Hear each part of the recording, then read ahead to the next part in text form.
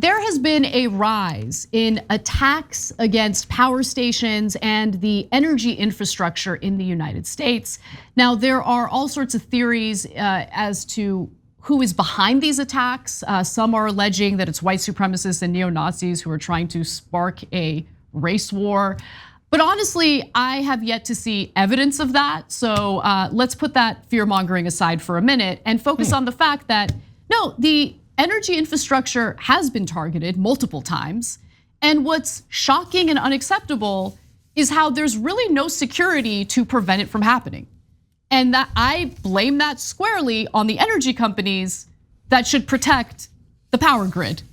So we don't have to deal with these kinds of attacks. Now, according to the Department of Energy statistics, human attacks were responsible for 171 electric disturbance incidents around the country in 2022, compared with just 99 in 2021. So the numbers increase. If you look at this map, it'll show you where much of the attacks are targeted, right? So you see California has been targeted. You also have Washington State. Florida has also been targeted, but it's becoming more and more of a problem year after year. So here, let's give you a specific example of the kind of damage that's been done. So at 4 substations in Washington State's Pierce County, attackers broke into substations on Christmas Day and tampered with equipment, leading to arcs that cut power to 14,000 customers and caused approximately $3 million in damage. Seems like a serious issue.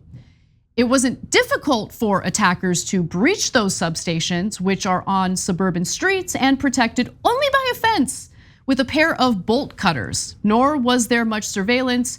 2 had signs advising that the station was being surveilled, but the police didn't take any footage into evidence. And if you look at this graph, it'll also show you the states that have had the most attacks in 2022. California had 42, Texas had 22, Washington had 20, Pennsylvania had 11, and Oregon had 9. Yeah, I disagree with you a little bit. So I don't disagree with you that the energy companies are predominantly at fault. And that's because we let them get away with it because they're going to minimize costs. And so adding security to all the utility areas will add a lot of costs. That's personnel costs, that costs even more than fixing something because it's a person you have to constantly pay, it's employee costs. So we agree on that. But I thought the Business Insider piece did have evidence of neo-Nazis talking about attacking these facilities. They had evidence in the form of the Department of Homeland Security theorizing that that could be it. So let me but they're theorizing it because they are talking about it in message boards, et cetera. And it is part of accelerationist theory of neo-Nazis that if you cause chaos like this, people get super angry and it'll lead to a race war. I mean, look, if there is evidence of that, then obviously the Department of Homeland Security is supposed to keep the homeland secure. And so what are you gonna do about it, right? But that's my point, Anna, because as I read the story, first of all, the reason why we're having this kind of disagreement is because there's not enough facts. There's not enough evidence, right? Like that's the issue that I'm having. Like, oh, we read some message boards. Well, I've read all sorts of insane, demented things on message boards and it doesn't come to fruition, right? Like, this is the thing that I can't get past, guys. How do we spend so much money on defense, yet we don't see a massive surveillance balloon coming in from China? How do we spend this much money on defense? We're like, I don't know. It might be neo-Nazis messing with our energy grid. We don't know. What are we paying you for? What are we paying you for? What is this? Yeah, and part of the reason why we don't have enough facts and evidence is because there's no cameras at these places, there's no guards at these places, so it's incredibly hard to get the evidence.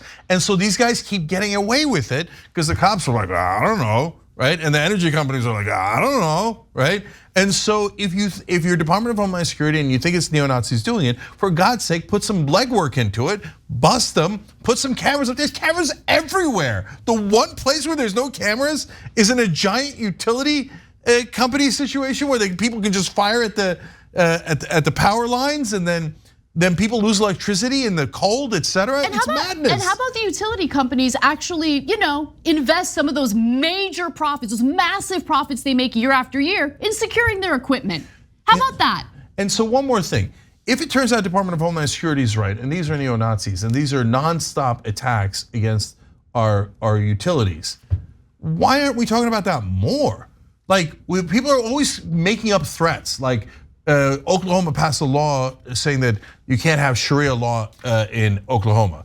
There's no threat of fundamentalist Muslims taking over Oklahoma, right? It's a mythical threat.